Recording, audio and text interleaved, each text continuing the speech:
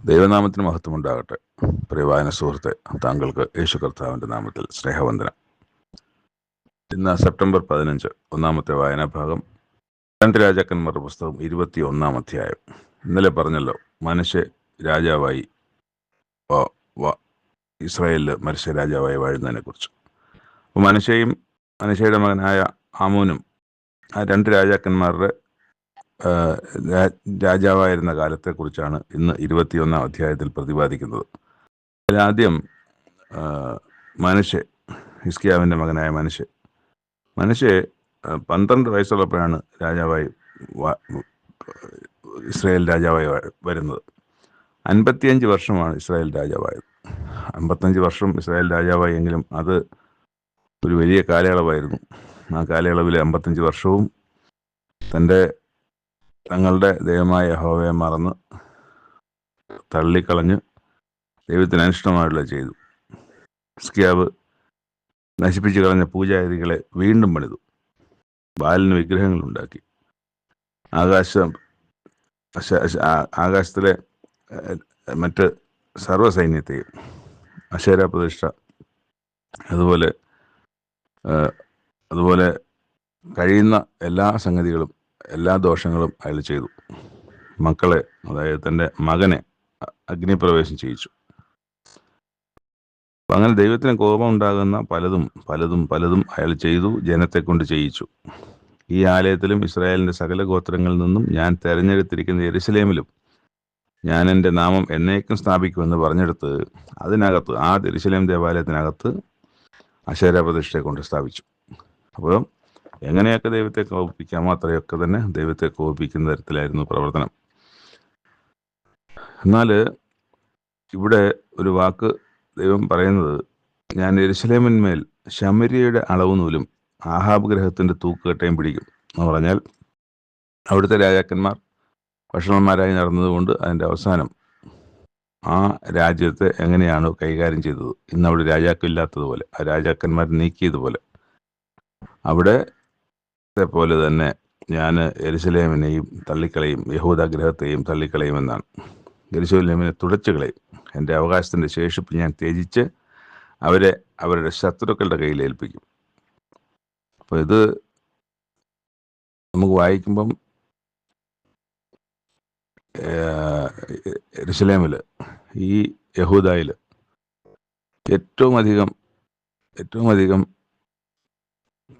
കാലം വാണ ഒരു രാജാവായിട്ട് മനശ്ശെയെ കാണാം. അതുപോലെ തന്നെ ഏറ്റവും അധികം ദൈവത്തിന് വിരുദ്ധമായ കാര്യങ്ങൾ ചെയ്ത ഒരു രാജാവ് എന്ന നിലയ്ക്കും മനശ്ശെയെ തന്നെ കാണാം. മനശ്ശെ മരിച്ചു. മനശ്ശെയ്ക്ക് ശേഷം ആമോൻ രാജാവായി. 22 വയസ്സുള്ളപ്പോഴാണ് ആമോൻ രാജാവാകുന്നത്. 2 വർഷമേ അവിടെ യെരുശലേമിൽ വാഴാൻ കഴിഞ്ഞുള്ളൂ. അപ്പോൾ ഇതുപോലെ തന്നെ ദൈവത്തിന് അനിഷ്ടമായുള്ള ചെയ്തു. തൻ്റെ പിതാക്കന്മാരുടെ ദൈവമായ യഹോവ ഉപേക്ഷിച്ച് കളഞ്ഞു.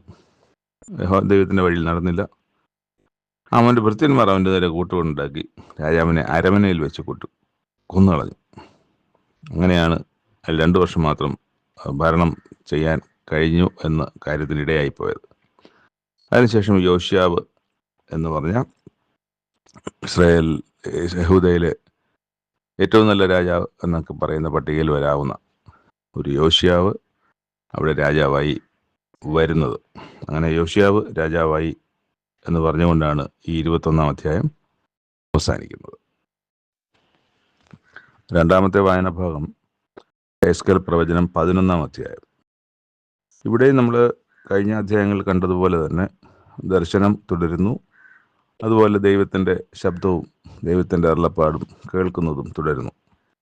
പിന്നെ ഇന്ന് നമ്മൾ കാണുന്നത്, അവിടുന്ന് അതിന് തുടർച്ചയായിട്ട്, അനന്തരം ആത്മാവ് എന്നെ എടുത്ത് യഹോവയുടെ ആലയത്തിൽ കിഴക്കോട്ട് ദർശനമുള്ള കിഴക്കേ പടിവാതിൽക്കൽ കൊണ്ടുപോയി. ഓർക്കണം, ഇന്ന് ഇവരായിരിക്കുന്നത് പ്രവാസകാലത്തിലാണ്. പ്രവാസകാലത്തിൽ ബാബേൽ എന്ന് പറയുന്ന അല്ലെങ്കിൽ കൽദയ ദേശത്താണ് ഇവരുള്ളത്. ഇവിടെ ഇരിക്കുമ്പോഴാണ് യെരുശലേം ദേവാലയത്തിനുള്ളിലേക്ക് അദ്ദേഹത്തെ ദർശനത്തിൽ കൊണ്ടുപോകുന്നത്. ആത്മാവ് ഫിസിക്കലി ഒന്നും പോകുന്നില്ല, പക്ഷേ ആ ഒരു കാഴ്ച ആ സമയത്ത് മറ്റൊന്നും കാണാതെ വണ്ണം ആ ഒരു പ്രത്യേക മാനസികാവസ്ഥയിൽ അദ്ദേഹം അവിടെ എത്തുന്നതായി കാണുകയാണ്. ദൈവം അത് കാണിക്കുകയാണ്. നോക്കുമ്പോൾ എന്താണ്, താൻ അവിടുന്ന് ഉയർന്നു പൊങ്ങി അവിടുന്ന് നേരെ യെരുശലേമിൽ തങ്ങൾ എവിടുന്നാണോ പ്രവാസത്തിലേക്ക് വന്ന തങ്ങളുടെ സ്വന്തം രാജ്യമായ യഹൂദായിലെ യെരുശലേമിലെ ദേവാലയത്തിലാണ് ഇപ്പോൾ കാഴ്ചകളൊക്കെ കണ്ടത്. അപ്പോൾ ആത്മാവ് എന്നെ യഹോവയുടെ ആലയത്തിൽ കിഴക്കോട്ട് ദർശനമുള്ള കിഴക്കേ പടിവാതിൽക്കൽ കൊണ്ടുപോയി. ബാക്കിയൊന്നും അദ്ദേഹത്തിന് കണ്ടുകൂടാ. താനിപ്പോൾ എവിടെയാണെന്നുള്ളത് അറിയുന്നില്ല, അതായത് ബാബേലിലുള്ളതാണെന്ന് അറിയുന്നില്ല. പക്ഷെ അദ്ദേഹത്തിന് കാണുന്നതും ഒക്കെ ഇന്ന് യെരുശലേം ദേവാലയത്തിനകത്ത് നിൽക്കുന്നതായിട്ടാണ്. അവിടെ 25 പുരുഷന്മാരെ അവരുടെ നടുവിൽ ജനത്തിൻ്റെ പ്രഭുക്കന്മാരായ ഏസന്യാവെയും പെലത്യാവെയും കണ്ടു. ഈ പെലത്യാവൊക്കെ നമ്മൾ നേരത്തെ വായിക്കുന്നുണ്ട്. അപ്പോൾ അവരെക്കുറിച്ച് പറയുകയാണ്, മനുഷ്യപുത്ര, ഈ നഗരത്തിൽ നീതികേട് നിരൂപിച്ച് ദുരാലോചന കഴിക്കുന്ന പുരുഷന്മാരാകുന്നു ഇവർ. വീടുകളെ പണിവാൻ സമയം അടുത്തിട്ടില്ല. ഈ നഗരം കുട്ടകവും നാം മാംസവുമാകുന്നു എന്നവർ പറയുന്നു. അതുകൊണ്ട് അവരെക്കുറിച്ച് പ്രവചിച്ച് പറയുക മനുഷ്യപുത്ര എന്ന് പറയാം. അപ്പോഴത്തേക്ക് ദൈവത്തിൻ്റെ ആത്മാവ് യെഹെസ്കേൽ പ്രവാചകനിൽ വരികയും അവിടെ പറയേണ്ട കാര്യങ്ങളെക്കുറിച്ച് പറഞ്ഞു കൊടുക്കുകയും ചെയ്യും. നിങ്ങളുടെ മനസ്സിൽ തോന്നുന്ന കാര്യങ്ങളും ഞാൻ അറിയുന്നു. നിങ്ങൾ ഇന്നത് പറഞ്ഞിരിക്കുന്നു. നിങ്ങൾ ഈ നഗരത്തിൽ നിഹതന്മാരെ വർദ്ധിപ്പിച്ച് വീഥികളെ നിഹതന്മാരെ കൊണ്ട് നിറച്ചുമിരിക്കുന്നു. അതുകൊണ്ട് യഹോവയെ കർത്താവ് പ്രകാരം അരുളി ചെയ്യുന്നു, നിങ്ങൾ ഈ നഗരത്തിൻ്റെ നടുവിൽ ഇട്ട് കളഞ്ഞ നിഹതന്മാർ മാംസവും ഈ നഗരം കുട്ടകവുമാകുന്നു. അപ്പോൾ കുട്ടകത്തിനകത്ത് മാംസം ഇരിക്കുന്ന പോലെയാണ്, അത് വെന്ത് പോകും എന്നുള്ള തരത്തിലാണ്. അപ്പം കുട്ടകത്തിനായിട്ടിരിക്കുന്ന മാംസത്തിൻ്റെ അവസ്ഥയിലാണ് നിങ്ങൾ എന്നുള്ളതാണ്. എന്നാൽ ഞാൻ നിങ്ങളുടെ അതിൻ്റെ നടുവിൽ നിന്ന് പുറപ്പെടുവിക്കും. നിങ്ങൾ വാളിനെ പേടിക്കുന്നു, വാളിനെ തന്നെ ഞാൻ നിങ്ങളുടെ നേരെ വരുത്തും. എന്നിട്ട് ന്യായവിധി നടത്തുന്നതിനെക്കുറിച്ച്, നിങ്ങൾ വാളാൽ വീഴുന്നതിനെക്കുറിച്ച്, നിങ്ങളെ ന്യായം വിധിക്കുന്നതിനെക്കുറിച്ച് ഈ നേരം നിങ്ങൾക്ക് കുട്ടകമായിരിക്കില്ല, നിങ്ങൾ അതിനകത്ത് മാംസവുമായിരിക്കില്ല. ഇസ്രായേലിൻ്റെ അതിരിങ്കിൽ വെച്ച് തന്നെ ഞാൻ നിങ്ങളെ ന്യായം വിധിക്കും. അപ്പം ഇസ്രായേലിൻ്റെ അതിരിങ്കൽ വെച്ച് തന്നെ, അപ്പോൾ നിങ്ങൾ ഇതിനകത്തല്ല, നിങ്ങൾക്ക് പുറത്ത് വെച്ച് തന്നെ, അല്ലെങ്കിൽ അതിരിങ്കൽ വെച്ച് തന്നെ നിങ്ങൾ ന്യായം വിധിക്കും. നിങ്ങൾ കുട്ടകത്തിനകത്ത്, കുട്ടകം എന്ന് പറയുന്ന നിങ്ങളുടെ ദേശത്തിനകത്തല്ല, അതിൻ്റെ പുറത്ത് വെച്ചോ അതിൻ്റെ അതിരിൽ വെച്ചോ തന്നെ നിങ്ങളെ കൈകാര്യം ചെയ്യുമെന്നാണ്. ഞാൻ പ്രവചിച്ചുകൊണ്ടിരിക്കുമ്പോൾ തന്നെ ബെന്യാമിൻ്റെ മകനായ പെലത്യാവ് മരിച്ചു. അപ്പോൾ പെലത്യാവ് മരിച്ച് കാഴ്ച അവിടെ കാണുന്നുണ്ട്. ദൈവം പറഞ്ഞ പോലെ അവിടെ പ്രവചിക്കുന്നു. എന്നാൽ പെലത്യാവ് മരിച്ച കാഴ്ചയെ അവിടെ കാണും. അയ്യോ, കവിണ്ണു വേണ്ടി ഞാൻ ഉറക്കെ വിളിച്ചു, അയ്യോ യഹോവ കർത്താവേ, ഇസ്രായേൽ ശേഷിപ്പുള്ളവരെന്നെ അശേഷം മുടിച്ചു കളയുമോ എന്ന് ചോദിച്ചു. യഹോവയുടെ അരുളപ്പാട് എനിക്കുണ്ടായെന്നാൽ, മനുഷ്യപുത്ര, യഹോവയുടെ അകന്നു നിൽപ്പിൻ, ഞങ്ങൾക്കാകുന്നു ഈ ദേശം അവകാശമായി നൽകപ്പെട്ടിരിക്കുന്നത് എന്നല്ലോ യെരുശലേം നിവാസികൾ നിന്റെ ചാർച്ചക്കാരായ നിന്റെ സഹോദരന്മാരോട് ഒട്ടൊഴിയാതെ ഇസ്രായേൽ ഗൃഹം മുഴുവനും പറയുന്നത്. അതുകൊണ്ട് നീ പറയേണ്ടത്, യഹോവയെ കർത്താവ് ഇപ്രകാരം അരുളി ചെയ്യുന്നു, ഞാൻ അവരെ ദൂരത്ത് ജാതികളുടെ ഇടയിലേക്ക് നീക്കി രാജ്യങ്ങളിൽ ചിതറിച്ച് കളഞ്ഞുവെങ്കിലും അവർ പോയിരിക്കുന്ന രാജ്യങ്ങളിൽ ഞാൻ അവർക്ക് കുറേ കാലത്തേക്ക് ഒരു വിശുദ്ധ മന്ദിരമായിരിക്കും. അപ്പം ഇന്ന് പ്രവാസത്തിലായിരിക്കുന്ന ജനത്തെ സംബന്ധിച്ച് അവർക്ക് പഴയകാല നല്ല കാലങ്ങളെക്കുറിച്ച് ഓർമ്മ കാണും. അവർ ഉപേക്ഷിച്ച് കളഞ്ഞ ദൈവത്തെക്കുറിച്ചുള്ള കുറ്റബോധവും പശ്ചാത്താപവും ഒക്കെ ഉണ്ടാവും. അങ്ങനെ ഇന്ന് ഈ ദൈവം വിശുദ്ധമായ വേർതിരിക്കപ്പെട്ട ദൈവമായി, വാല്യൂ ഉള്ള ദൈവമായി അവർ ദൈവത്തെ ഉപേക്ഷിച്ച് കളഞ്ഞതിൽ, അല്ലെങ്കിൽ ദൈവത്തെ തള്ളിക്കളഞ്ഞതുകൊണ്ടാണ് തങ്ങൾക്ക് ഈ അവസ്ഥ വന്നത്. ഇനി തിരിച്ചു ചെല്ലുമ്പോൾ ഞങ്ങൾ ഈ ദൈവത്തെ തന്നെ ഈ തരത്തിലൊക്കെ ആയിരിക്കും അവരുടെ മനസ്സിൽ കൂടെ പോകുന്ന ചിന്ത. ഞാൻ നിങ്ങളെ ജാതികളിൽ നിന്ന് ശേഖരിച്ച് നിങ്ങൾ ചിതറിപ്പോയിരിക്കുന്ന രാജ്യങ്ങളിൽ നിന്ന് കൂട്ടിച്ചേർത്ത് അവിടെ വന്ന് അതിലെ സകല മലിനബിംബങ്ങളെയും മ്ലേച്ഛ വിഗ്രഹങ്ങളെ അവിടെ നീക്കിക്കളയും. അവരുടെ ചട്ടങ്ങളിൽ നടന്ന എൻ്റെ വിധികളെ പ്രമാണിച്ച് ആചരിക്കേണ്ട ഞാൻ അവർക്ക് വേറൊരു ഹൃദയത്തെ നൽകുകയും ചെയ്യും. അപ്പോൾ ഇനി വരുന്ന കാലം നമുക്കത് കാണുകയും ചെയ്യാം. പ്രവാസത്തിന് ശേഷം വന്ന ജനം പിന്നെ അന്യദൈവങ്ങളുടെ പിറകെ പോയിട്ട് നമുക്ക് കാണുന്നില്ല. യേശുക്രിസ്തുവിൻ്റെ കാലത്തൊക്കെ ആ പ്രവാസത്തിന് ശേഷം വന്ന ജനമാണ് അവിടെ ഉള്ളത്. അവർ യഹോവയെ ദൈവത്തെ അല്ലാതെ വേറെ അന്യദൈവങ്ങളുടെ പുറകെ പോകുന്ന കാഴ്ച നമ്മൾ കാണുന്നില്ല. പക്ഷേ അവർ ആ ദൈവത്തെ വിളിക്കുമ്പോൾ തന്നെ പറയാത്ത കാര്യങ്ങൾ, നിയമങ്ങളും ഒക്കെ ഉണ്ടാക്കി ജനത്തിനെ കൂടുതൽ ദുഷ്കരമാക്കുന്നത് നമ്മൾ കാണുന്നുണ്ട്. പക്ഷേ ഈ പ്രവാസത്തിലേക്ക് പോകുന്നതിന് മുമ്പുള്ള കാലവും പ്രവാസം കാലം കഴിഞ്ഞിട്ട് തിരികെ വന്ന കാലവും തമ്മിൽ നല്ല വ്യത്യാസം ഉണ്ടായിരുന്നു എന്ന് നമ്മൾ സമ്മതിച്ചേ ഒക്കുള്ളൂ. എന്നിട്ടവിടെ പറയാൻ അവർക്ക് പുതിയൊരു ആത്മാവിനെ നൽകും. അവർക്ക് കല്ലായ ഹൃദയം ഞാൻ അവരുടെ ഹൃദയത്തിൽ നീക്കി മാംസമുള്ളൊരു ഹൃദയം അവർക്ക് കൊടുക്കും. അവരെനിക്ക് ധനമായി, ഞാൻ അവർക്ക് ദൈവമായിരിക്കും എന്ന് തന്നെയാണ് ദൈവോട് രേഖപ്പെടുത്തിയിരിക്കുന്നത്. അവരുടെ നടപ്പിന് തക്കവണ്ണം ഞാൻ അവരുടെ തലമേൽ പകരം കൊടുക്കും. പിന്നെ അവിടെ കാണുന്നൊരു കാഴ്ച, അനന്തരം കെരൂബുകൾ ചിറക് വിടർത്തുന്നു, ചക്രങ്ങളും ചേർന്ന് തന്നെ ഉണ്ടായിരുന്നു. ഇസ്രായേലിൻ്റെ ദൈവത്തിൻ്റെ മഹത്വവും അതിനു മേലെ ഉണ്ടായിരുന്നു. യഹോവയുടെ മഹത്വം നഗരത്തിന് നടുവിൽ നിന്ന് മേലോട്ട് പൊങ്ങി നഗരത്തിന് കിഴക്കുവശത്തുള്ള പർവ്വതത്തിന്മേൽ നിന്നു. എന്നാൽ ആത്മാവ് എന്നെ എടുത്ത് ദർശനത്തിൽ ദൈവാത്മാവിനാൽ തന്നെ കൽദയ ദേശത്ത് പ്രവാസികളുടെ അടുക്കൽ കൊണ്ടുവന്നു. ഞാൻ കണ്ട ദർശനം എന്നെ വിട്ടു പൊങ്ങിപ്പോയി. ഞാനോ യഹോവ എനിക്ക് വെളിപ്പെടുത്തിയ അവൻ്റെ സകല വചനങ്ങളും പ്രവാസികളോട് പ്രസ്താവിച്ചു. അപ്പോൾ ഈ പ്രവാസദേശത്തിരുന്ന് കൽദയ ദേശത്തിരുന്നിട്ടാണ് ആത്മഭവിഷ്യതയിൽ അല്ലെങ്കിൽ ദൈവത്തിൻ്റെ ആത്മാവിനാൽ അവിടുന്ന് ദർശനങ്ങൾ കണ്ട് ദർശനത്തിന് തീർച്ചയായിട്ട് യെരുശലേമിൽ എത്തുന്നതായിട്ടും കണ്ട് യെരുശലേമിൽ കുറേ കാഴ്ചകളുണ്ട്. ദൈവം ഇന്ന ഇന്ന കാര്യങ്ങൾ പറഞ്ഞ് അത് പറയാൻ പേപ്പിക്കുകയും അത് പ്രവചിക്കുകയും ഒക്കെ ചെയ്തുകൊണ്ടിരിക്കുകയാണ്.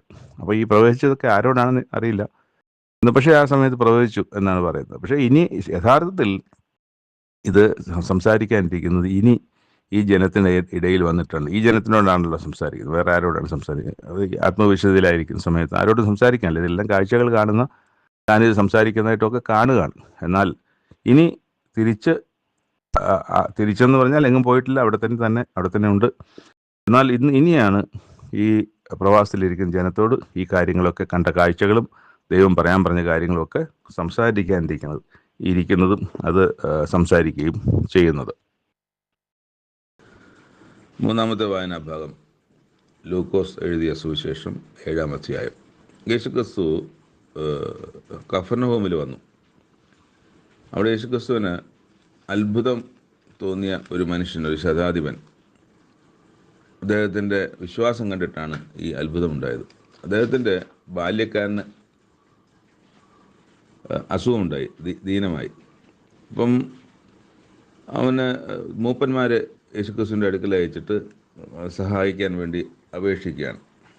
ആ അപേക്ഷയ്ക്ക് വരുന്ന സമയത്ത് ഈ ശതാധിപനെക്കുറിച്ച് ശിഷ്യന്മാർ പറയുന്നുണ്ട്, അവൻ നമ്മുടെ ജനത്തെ സ്നേഹിക്കുന്നവനാണ്, നമുക്കൊരു പള്ളി തീർത്ത് തന്നിട്ടുണ്ട്, അതുകൊണ്ട് അവനെ സഹായിക്കണം എന്ന് പറഞ്ഞു. യേശു അവരോടുകൂടെ പോയി.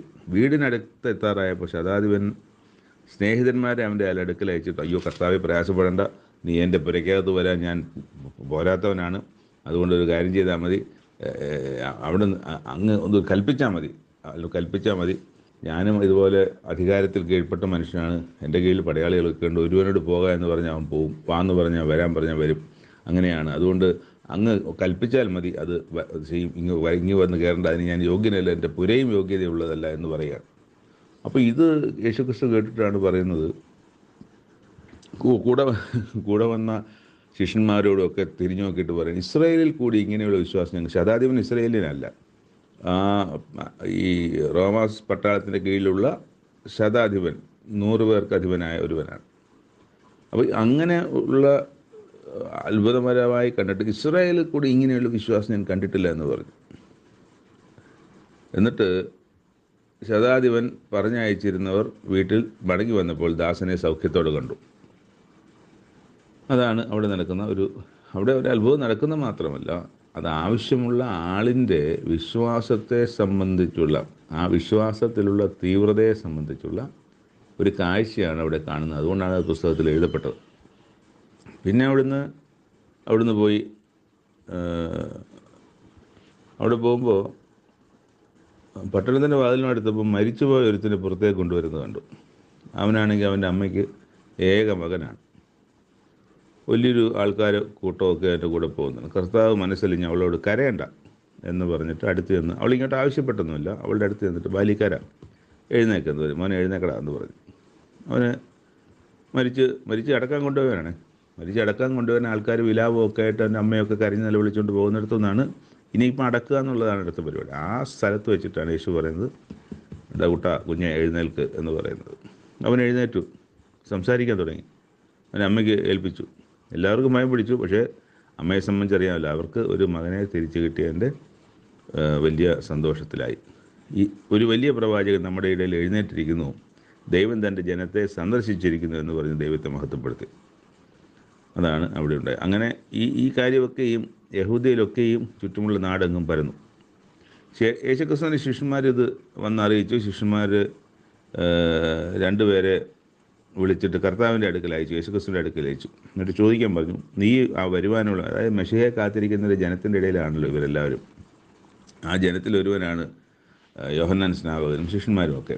അപ്പോൾ ശിഷ്യന്മാരുടെ അടുക്കൽ പറഞ്ഞയക്കുകയാണ്. പക്ഷേ നമുക്ക് അറിയാവുന്നത് കാര്യമെന്ന് പറയുന്നത്, യോർദാൻ്റെ അവിടെ നദിയിൽ കരയിൽ യോഹന്നാൻ സ്നാപകൻ യേശുക്രിസ്തുവിനെ സ്നാനപ്പെടുമ്പോൾ അവിടെ ഇവൻ എൻ്റെ പ്രിയപുത്രൻ, ഇവനെ ചെവി കൊടുക്കുക എന്ന് ഒരു ശബ്ദം യോഹന്നാൻ സ്നാപകൻ കേട്ടതാണ്. രണ്ടാമത്തൊരു കാര്യം, ആരുടെ മേലെങ്കിലും പ്രാവിറങ്ങുന്നത് നീ കണ്ടാൽ അവനാണ് ഈ പറഞ്ഞ ആള് എന്നുള്ളതും ദൈവം നേരത്തെ വെളിപ്പെടുത്തി കൊടുത്തു.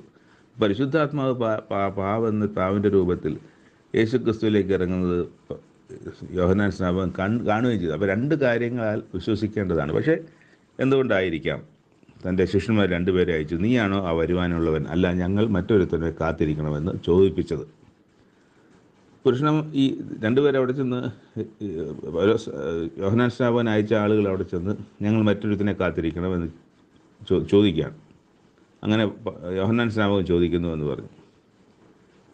ആ നാഴികയിൽ അവൻ വ്യാധികളും ദണ്ഡങ്ങളും ദുരാത്മാക്കളും പിടിച്ച പലരെയും സൗഖ്യമാക്കുകയും പല കുരുടന്മാർക്ക് കാഴ്ച നൽകുകയും ചെയ്തുകൊണ്ടിരിക്കുന്ന ഒരു സമയമാണ്.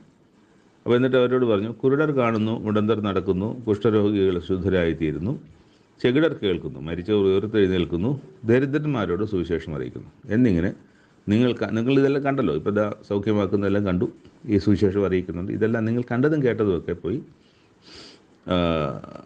യോഹന്നാനെ അറിയിക്കാൻ പറഞ്ഞുകൊണ്ട്. എന്നാൽ എങ്കിൽ ഇടറിപ്പോകാത്തവൻ ഭാഗ്യവാൻ എന്ന് ഉത്തരം പറഞ്ഞു. ഇപ്പോൾ ഞാൻ മനസ്സിലാക്കുന്നത്, ഒരിക്കലും ഇത് യോഹന്നാൻ സ്നാപകൻ്റെ അറിവില്ലായ്മ കൊണ്ടോ യോഹന്നാൻ സ്നാപകൻ ആ കാര്യം ക്ലാരിറ്റി വരണമെന്നുള്ളതുകൊണ്ട്, അത് യോഹന്നാന് ഞാൻ നേരത്തെ പറഞ്ഞ രണ്ട് കാര്യങ്ങളാൽ വളരെ കൃത്യമായി ഈ കാര്യം അറിയാം. അല്ലെങ്കിൽ പരിശുദ്ധാത്മാവിൻ്റെ സാന്നിധ്യത്താൽ യോഹന്നാൻ്റെ ജനനം മുതലുള്ള കാര്യങ്ങൾ നോക്കിയാൽ അറിയാമല്ലോ. യേശുക്രിസ്തുവിൻ്റെ അമ്മ അടുത്ത് വരുമ്പോൾ ഉള്ളത്തിൽ എലിസബത്തിൻ്റെ വയറ്റിൽ കിടന്ന് തുള്ളുന്ന യോഹന്നാനാണ്. അപ്പോൾ അത് യോഹന്നാൻ്റെ അറിവില്ലായ്മയല്ല. പക്ഷേ ഈ ശിഷ്യന്മാരറിയണം. കാരണം ജ്ഞാനിയാണ് എന്ന തരത്തിൽ നമ്മൾ ചിന്തിക്കുകയാണെങ്കിൽ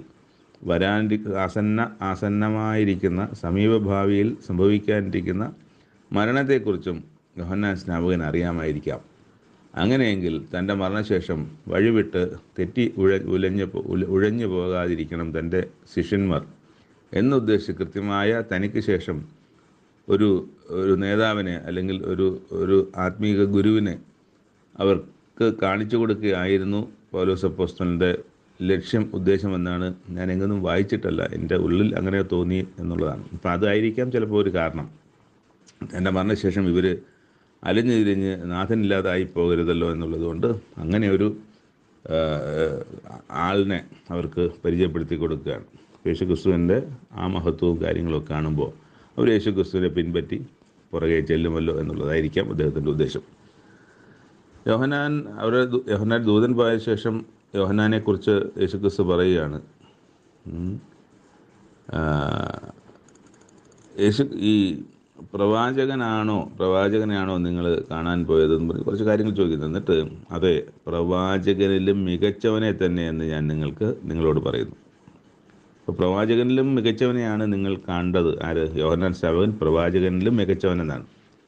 അതിലൊരു പ്രവചനം അതിൽ എടുത്തു പറയുന്നുണ്ട്, മലാഖിയിലൊരു പ്രവചനം, ഞാൻ എൻ്റെ ദൂതനെ നിനക്ക് മുമ്പായി അയക്കുന്നു, അവൻ നിൻ്റെ മുമ്പിൽ നിനക്ക് വഴിയൊരുക്കും എന്ന് എഴുതിയിരിക്കുന്നത് അവനെക്കുറിച്ചാകുന്നുവെന്ന് യേശുക്രിസ്തു യോഹന്നാൻ സ്നാപകനെക്കുറിച്ച് പറയുകയാണ്. എന്നിട്ട് വീണ്ടും പറയുകയാണ്, സ്ത്രീകളിൽ ജനിച്ചവരിൽ യോഹന്നാനേക്കാൾ വലിയവൻ ആരുമില്ല, ദൈവരാജ്യത്തിലെ ഏറ്റവും ചെറിയവനോ അവനിലും വലിയവൻ.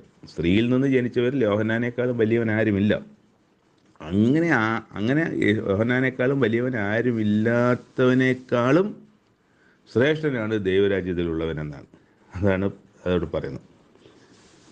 അപ്പോൾ ഇതിനിടയ്ക്ക് പരീക്ഷന്മാരും ശാസ്ത്രിമാരും ഒക്കെ വരുന്നുണ്ട്. അവിടെ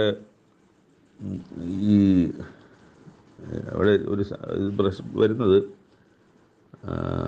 യോഹന്നാൻ സ്നാപകൻ അപ്പം തിന്നാതെയും വീഞ്ഞു കുടിക്കാതെയും വന്നിരിക്കുന്നു, അവന് ഭൂതമുണ്ടോ എന്ന് നിങ്ങൾ പറയുന്നു. മനുഷ്യപുത്രൻ യേശുക്രിസ്തുവിനെ കുറിച്ചാണോ? അവൻ തിന്നും കുടിച്ചും വന്നിരിക്കുന്നു, തിന്നിയും കുടിയനുമായ മനുഷ്യൻ, ചുങ്കക്കാരുടെയും പാപികളുടെയും സ്നേഹിതൻ എന്ന് നിങ്ങൾ പറയുന്നു. ജ്ഞാനമോ തൻ്റെ എല്ലാ മക്കളാലും നീതീകരിക്കപ്പെടുന്നു. അവിടെ വേറൊരു സ്ഥലത്ത് കരുണയാൽ നീതീകരിക്കപ്പെടുന്നു എന്ന് പറയുന്നൊരു ഭാവവും ഉണ്ട് ഇത് മറ്റൊരു സുവിശേഷത്തിൽ. അപ്പം ഇവിടെ ഇവരെ ശാസിക്കുന്നത് പോലെയാണ്. യോഹന്നാൻ സ്നാപകനെ കുറിച്ചും കുറ്റം പറയുന്നു, യേശുക്രിസ്തുവിനെ കുറ്റം പറയുന്നു. ഒരേ ജനം തന്നെ, അല്ലെങ്കിൽ ഒരേ പരീശന്മാരും ശാസ്ത്രിമാരും ആൾക്കാരൊക്കെ തന്നെ.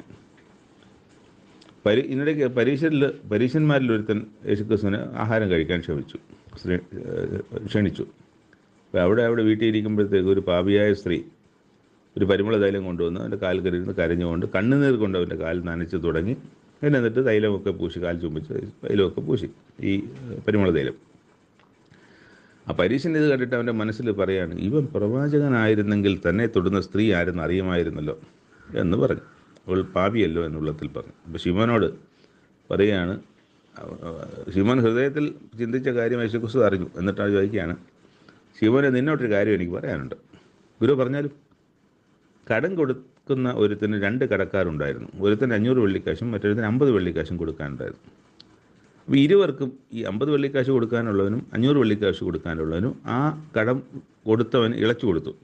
വീട്ടിൽ ആർക്കാണ് ഇയാളോട് കൂടുതൽ സ്നേഹം ഉണ്ടാകുക, ബഹുമാനം ഉണ്ടാകുക? അത് അധികം ഇളച്ച് കിട്ടിയവൻ, അത് 500 പണം ഇളച്ച് കിട്ടിയവനാണ് എന്ന് ഞാൻ ഊഹിക്കുന്നു എന്ന് പറഞ്ഞു. നീ പറഞ്ഞ് ശരി തന്നെയാണ്. എന്നിട്ട് സ്ത്രീയോട് പറയുകയാണ്, ഈ സ്ത്രീയെ കാണുന്നുവോ? ഞാൻ നിൻ്റെ വീട്ടിൽ വന്നു, നീ എൻ്റെ കാലിന് വെള്ളം തന്നില്ല. ഇവളോ കണ്ണുനീർ കൊണ്ട് എൻ്റെ കാൽ നനച്ച് തലമുടി കൊണ്ട് തുടച്ചു. നീ എനിക്ക് ചുമനം തന്നില്ല. ഇവളോ ഞാൻ അകത്ത് വന്നത് മുതൽ ഇടവിടാതെ എൻ്റെ കാൽ ചുംബിച്ചു. നീ എൻ്റെ തലയിൽ പരിമള തൈലം പൂശിയില്ല. ഇവളോ പരിമള തൈലം കൊണ്ട് എൻ്റെ കാൽ പൂശി. ആകയാൽ ഇവരുടെ അനേകമായ പാപങ്ങൾ. അപ്പം 50 കാശ് കടപ്പെട്ടവൻ്റെ സ്ഥാനത്ത് ഈ പറഞ്ഞ പരീശനും 500 കാശ് കടപ്പെട്ടവൻ്റെ സ്ഥാനത്ത് ഈ പാപിയായ സ്ത്രീയും. അതാണ് അവിടെ പറയുന്ന ഉപമ. അപ്പോൾ ഇവളുടെ അനേകമായ പാപങ്ങൾ മോചിച്ചു തന്നിരിക്കുന്നു എന്ന് അവളോട് പറയുകയാണ്. അപ്പോൾ അല്പം മോചിച്ച് കിട്ടിയവൻ അല്പം സ്നേഹിക്കുന്നു, അധികം മോചിച്ച് കിട്ടിയവൾ അധികം സ്നേഹിക്കുന്നു. അവൾ എന്നെ അധികം സ്നേഹിച്ചുവല്ലോ എന്നാണ് പറയുന്നത്. അപ്പോൾ ഇവിടെ എന്നിട്ട് അവനോടൊരു പന്തിയിലിരുന്നവർ എന്നിട്ട് അങ്ങനെ പാവം മോഹിച്ചു വന്നിരിക്കുന്നു എന്ന് പറയുന്നു. അപ്പോൾ ഇവിടെ വളരെ ക്ലിയർ ആയിട്ടാണ് യേശുക്രിസ്തു ഈ കാര്യത്തെ പാവമാനത്തെ സംബന്ധിച്ച് കാര്യം പറയുന്നത്. അപ്പോൾ അതിന് നമ്മുടെ മനോഭാവത്തിൻ്റെ വിഷയത്തെക്കുറിച്ച് വളരെ വ്യക്തമായി തന്നെ, പരീശനില്ലാത്ത ഒരു മനോഭാവം. പരീശൻ അവിടുത്തെ ഉടമസ്ഥനാണ്, കാശൊക്കെ ചിലവാക്കി യേശുക്രിസ്തുവിനെ സൽക്കരിക്കാനിരിക്കുകയാണ്. അപ്പോൾ അതിനകത്ത് ഒരു പ്രത്യേകമായ ഒരു ഉയർന്ന മനസ്സോടെയാണ്, ഉയർന്ന മനസ്സെന്ന് വെച്ചാൽ അധികാരത്തിൻ്റെയോ ഒക്കെ ഉയർന്ന മനസ്സോടെയാണ് ഇരിക്കുന്നത്. മറ്റേ സ്ത്രീ അങ്ങനല്ല. ഈ സ്ത്രീ താണു വീണ് എനിക്ക് കിട്ടത്തില്ല, ഞാൻ അയോഗ്യയാണ് എന്നുള്ള തരത്തിൽ അവിടെ വന്ന് അതിനായിട്ട് അപേക്ഷിക്കുന്ന, അല്ലെങ്കിൽ അതെനിക്ക് കിട്ടുമോ ഇല്ലെന്ന് അറിയില്ല, പക്ഷേ എൻ്റെ മനസ്സിൽ പശ്ചാത്താപവും പ്രായശ്ചിത്തവും ഞാൻ ഉപേക്ഷിക്കുന്ന എൻ്റെ പാപങ്ങളെല്ലാം ഞാൻ ഉപേക്ഷിക്കുന്നു എന്ന് പറയുന്ന മാനസികാവസ്ഥയിലിരിക്കുന്ന ഒരു സ്ത്രീയും, ഈ 2 വ്യക്തികളുടെ മനസ്സുകളാണ് നമ്മളിവിടെ കാണുന്നത്. അപ്പോൾ അങ്ങനെ ആ മനസ്സിൻ്റെ മാനസാന്തരത്തിലാണ് ഈ പാപമോചനം എന്ന പ്രക്രിയ നടക്കുന്നത്. അതിനുള്ള അധികാരം യേശുക്രിസ്തുവിന് ഉണ്ടോ എന്നുള്ളതാണ് പിന്നെ തുടർന്ന് വരുന്ന വിഷയം. പാപമോചനവും കൊടുക്കുന്ന ഇവൻ എന്ന് തമ്മിൽ പറഞ്ഞു തുടങ്ങി. അവനോ സ്ത്രീയോട്, നിൻ്റെ വിശ്വാസം നിന്നെ രക്ഷിച്ചിരിക്കുന്നു, സമാധാനത്തോടെ പോക എന്ന് പറഞ്ഞ് അവളെ പറഞ്ഞയക്കുകയാണ്. ഇതിനകത്ത് നമുക്ക് നല്ല പാഠമുണ്ട് കേട്ടോ. നമുക്കിതിനകത്ത് നല്ല പാഠമുണ്ട്. അതിങ്ങനെയാണ് അങ്ങനെയാണെന്നൊന്നും ഞാൻ പറയുന്നില്ല. ഞാൻ കുറച്ച് കാര്യങ്ങൾ ഇതിനകത്ത് പറഞ്ഞിട്ടുണ്ട്. ഇനി അത് സ്വയം മനസ്സിൽ ശോധന ചെയ്ത് ഇതിൽ നിന്ന് എനിക്കെന്താണ് ഉൾക്കൊള്ളാനുള്ളത് എന്ന് മനസ്സിലാക്കി നമുക്ക് ആവശ്യമായ വ്യത്യാസം വരുത്തേണ്ടതുണ്ടെങ്കിൽ ആ വ്യത്യാസം നമ്മുടെ മനസ്സിൽ വരുത്തിക്കൊണ്ട് ദൈവത്തിൻ്റെ അനുഗ്രഹവും പാപമോചനവും പ്രാപിക്കാൻ ദൈവം എന്നെയും നിങ്ങളെയും എല്ലാവരും, ഞാൻ ഇതിൽ നിന്ന് വ്യത്യാസപ്പെട്ടവരല്ലല്ലോ, എനിക്കും ഈ കുറവുകളുള്ള സാമാന്യ ഒരു മനുഷ്യനാണ് ഞാൻ. അതുകൊണ്ട് നമുക്കെല്ലാവർക്കും ഇതിൽ നിന്ന് പാഠം ഉൾക്കൊള്ളാനുണ്ട്. അത് ദൈവം അതിനായി സഹായിക്കും. ദൈവത്തിൻ്റെ സഹായമില്ലാതെ സാധ്യമല്ല എന്നാണ് ഞാൻ വിശ്വസിക്കുന്നത്. ദൈവത്തോട് പ്രാർത്ഥിച്ച് ദൈവം എന്നെ സഹായിക്കണം. ഈ വചനഭാഗത്തിൽ നിന്ന് അവിടുന്ന് എന്നോട് പറയുന്നത് എന്തെന്ന് എനിക്ക് നന്നായി വെളിപ്പെടുത്തി തരണമേ. അത് വെളിപ്പെടുത്തി കിട്ടും. അങ്ങനെ കിട്ടുകയും അത് പ്രകാരം ജീവിതം ക്രമീകരിക്കാൻ ചെയ്ത് അനുഗ്രഹം അത് തന്നെ പ്രാപിക്കുവാൻ നമുക്ക് ഓരോരുത്തർക്കും ഇടയാകട്ടെ. പുതിയ നാളെ വീണ്ടും കാണുന്നവരെ ദൈവം കാത്തു സൂക്ഷിക്കട്ടെ. നന്ദി.